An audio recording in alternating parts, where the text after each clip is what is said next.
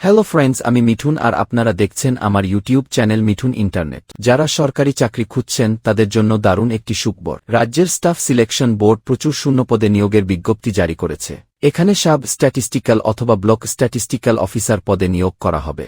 এখানে মোট ৬৮২টি শূন্যপদ। চাকরি প্রার্থীদের যেকোন শিক্ষিত বিশ্ববিদ্যালয় থেকে অর্থনীতি, গণিত বা পরিসংখ্যান বিষয়ে স্নাতক ডিগ্রি অর্জন করতে হবে। ন্যূনতম ২১ বছর থেকে সর্বোচ্চ ৩৭ বছর বয়সের প্রার্থীরা আবেদন করতে পারবে। তবে সরকারি নিয়ম অনুযায়ী সংরক্ষিত শ্রেণীর প্রার্থীদের জন্য বয়সের ছাড় দেওয়া হবে। বেতন পে লেভেল ৭ অনুযায়ী প্রতিমাসে ৪৪,৯০০ টাকা বেতন দেওয়া হবে এবং সাথে অন্যান্য ভাতাও থাকবে। আবেদন ফি জেনারেল ও বিসিইডব্লিউএস প্রার্থীদের ২৯৫ টাকা, তবে অন্যান্য প্রার্থীদের কোনো আবেদন ফি লাগবে না। আবেদন চলবে ২১ এপ্রিল ২০২৫ তারিখ পর্যন্ত।